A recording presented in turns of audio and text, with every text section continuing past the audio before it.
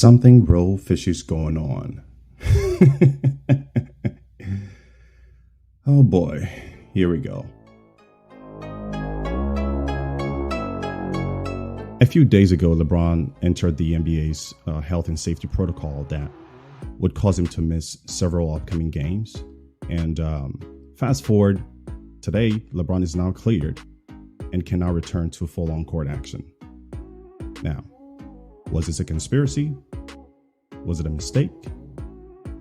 Or was it just science? In this video, we're going to break down every test result and some of the events that led up to this.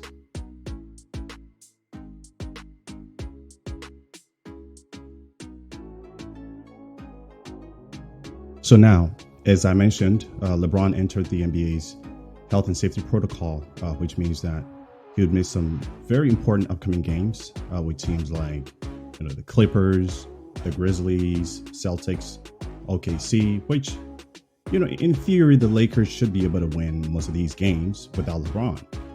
But, considering the current state of the Lake Show, that was not looking good because his return date was set to December 15th for the games with the Mavs under one condition: if he's able to produce a negative test result. Because, after several tests in the past couple of days, there have been some, pretty significant inconsistencies with the test, which, when speaking of COVID, it's very likely. Look, this is a weird time, right? And we're all just trying to figure it out. Now, that brings me to this so-called conspiracy.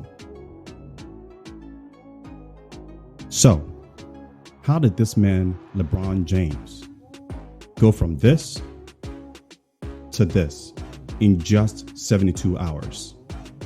And now I'm sure you're probably asking, so what really happened? Well, let me explain.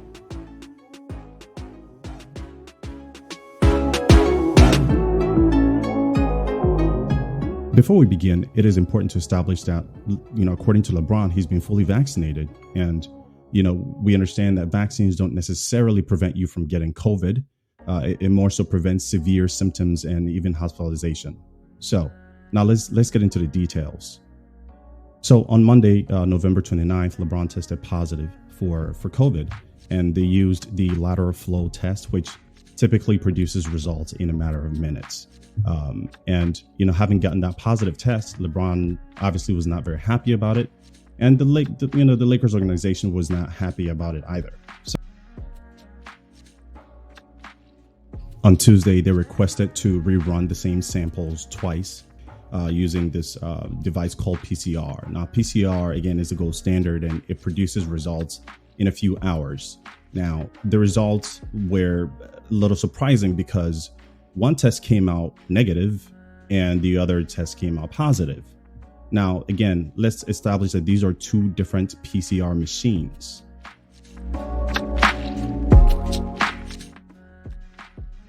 Now, the Lakers organization and LeBron were still unhappy with the results, and so they requested to have them test again for the third time.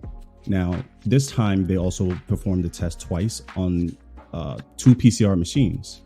And I want you to pay close attention to this because this is where the story gets a little bit sticky here. So, after testing for the third time, one test came out negative, right? And pay close attention because here's a tiebreaker. Now, the fifth test result came out inconclusive. Now, here's the answer.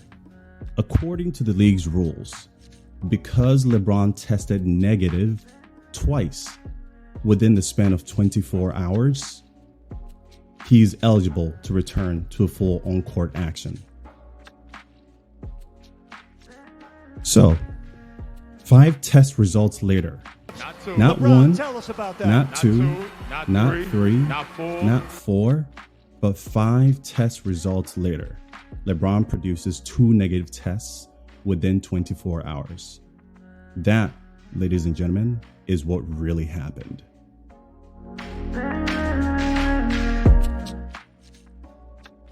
Look, being LeBron James comes with some privileges. I'm not so sure if this was one of them. But on the other hand, I'm not sure if the league would have gone this length if this was not LeBron James. I don't know what this means for the league. I don't know how players feel about this. But hey, I don't make the rules. So no, LeBron did not magically recover from COVID. These inconsistencies do happen sometimes with COVID tests, but whenever something like this is attached to someone like LeBron, it does raise some eyebrows. But anyways, that's all for now. That's all I have for you today. I hope you enjoy the video. Don't forget to subscribe. Thank you for watching. And as always, stay curious.